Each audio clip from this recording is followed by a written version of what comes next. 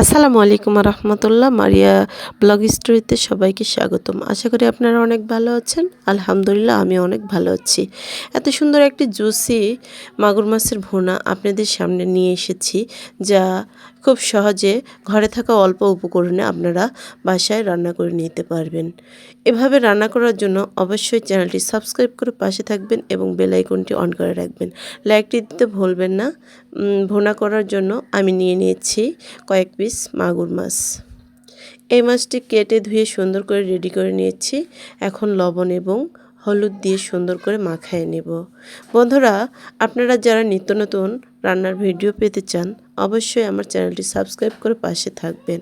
আর video দেখেন অনেকেই, কিন্তু লাইক দিতে ভুলে যান। প্লিজ লাইকটা দিতে ভুলবেন না এবং আপনারা কে কী খেতে ভালোবাসেন অবশ্যই কমেন্টে জানাবেন। এইদিকে মাখানো হয়ে গিয়েছে। কড়াইয়ে প্যান বসিয়ে তেল গরম করে নিয়েছি। তেলটি গরম হয়ে আসা অবধি অপেক্ষা করব। সরিষার তেল বেশি করে গরম না করলে ফেনা হয়ে যায়, এই জন্য বেশি করে গরম করে নিতে হবে। আপনারা অবশ্যই বাসায় এই রেসিপিটি ট্রাই করবেন। আর যাদের ভালো লাগবে অবশ্যই কমেন্টে জানাতে ভুলবেন না কেমন হয়েছে। এভাবে মাছগুলো সুন্দর করে ভেজে নিব। মাছগুলো একদম কড়া করে ভেজে নেবেন, কারণ মাছটি এমনি থেকেই তেলে পড়লে শক্ত হয়ে যায়।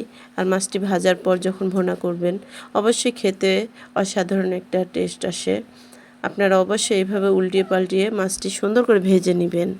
মাছটি কত সুন্দর করে ভেজে নিচ্ছি বন্ধুরা, এভাবেই ভেজে নেবেন।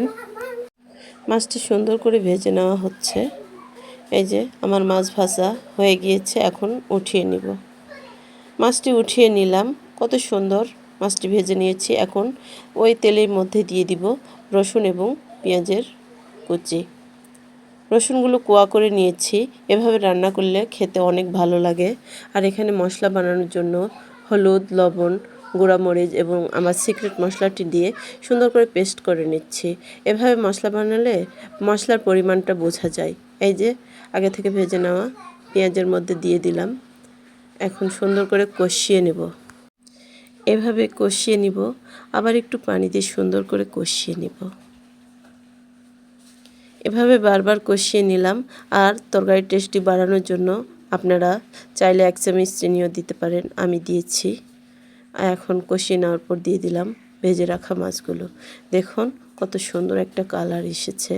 এভাবে আপনারাও বাসায় ট্রাই করবেন। ভালো লাগলে অবশ্যই কমেন্টে মন্তব্য রাখতে ভুলবেন না।